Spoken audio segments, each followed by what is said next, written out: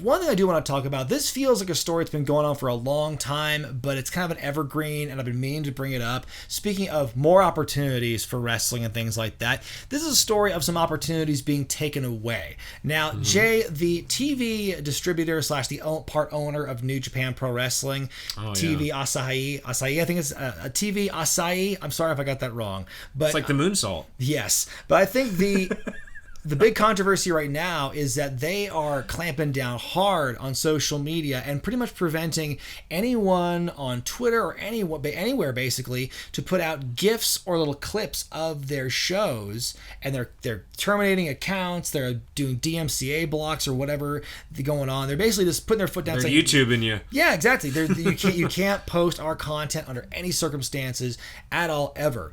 Now, I get on one level why the network would do this, because it's an anti-piracy thing. You don't want people stealing your content. It's the same struggle with YouTubers. I get it, okay? Right. I understand that. But at the same time, it seems to me like New Japan is really shooting themselves in the foot and denying themselves a lot of sweet-ass free advertising, Jay. Right. I just feel like New Japan, okay, it's not as popular in terms of popularity in America. I think that a lot of its sizzle has dissipated. I think it's not as hot as it was 2 or 3 years ago.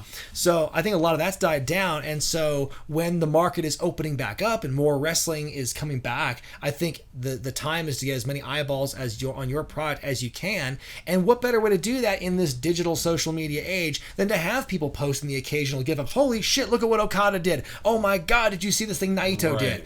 But we're not getting any of that now. And I would understand if New Japan instead posted the GIFs themselves and just took propriety over that so they could control the media, kind of like what WWE does, or Impact, or ROH, or literally any company out there. But like New Japan, if you go to their Twitter page, they're doing G1 Climax matches right now as we're recording this, but literally all you see on their Twitter feed is just, this match is happening right now, go watch it on New Japan World, and that's all they're going to show you. Like, they don't even show you a match card.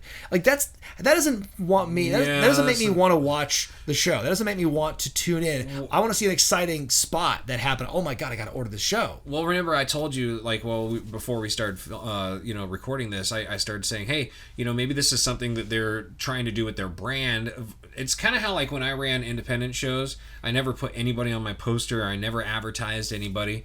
And there was a couple reasons, but one of the big reasons, in my opinion, was that I didn't want someone to come with the expectations of anything other than a night of pro wrestling. Mm-hmm. And so, to me, it's like, it doesn't matter who's there. You're going to get a night of pro wrestling, you're going to be entertained, right? Yeah. I guess if you get somebody, like a big name that's coming to your show, then you advertise them. But if you just have your normal local guys, you just advertise a night of pro wrestling and entertainment. Yeah. And that's what the draw is. Because the local guys aren't like household names. They're not going to catch anyone's eye on a poster unless they're really unique or something. What I was thinking is maybe New Japan's doing this, but just on a way larger level. And what I mean by that is that they're just going with the brand. They're not going with names. Because maybe they're finally, like, how WWE was like almost like getting pissed off that like someone would get over on their own, like Zack Ryder. Yeah.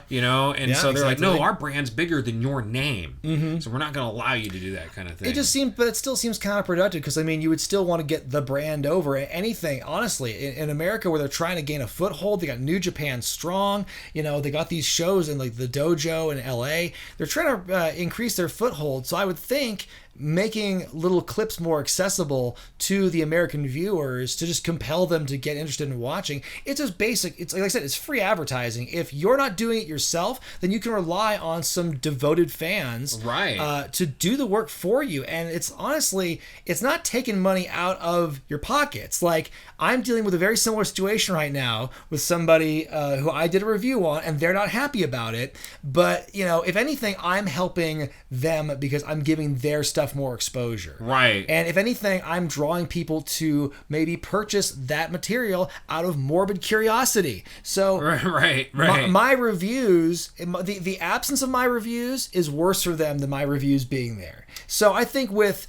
New Japan, and they're not even, when these fans of New Japan are posting the GIFs, they're not doing it to steal from New Japan. They're not doing it to rag on New Japan. They're just saying, hey, check out this really awesome thing we just saw. Maybe I should start doing an audio form Japan Strong review or something. Yeah, maybe New Japan Strong. See if they're going to shut you down. Well, it's audio. Yeah. So, I'm just saying. You can't censor us. If New Japan, if this strategy is working for them, then great. But I just don't see how it it does, because you're robbing yourself, you're depriving yourself of potential new viewers. Want to hear more? Subscribe to This Week in Regret on YouTube for full episodes of the podcast, dropping every Thursday night. Don't forget, we're also on SoundCloud.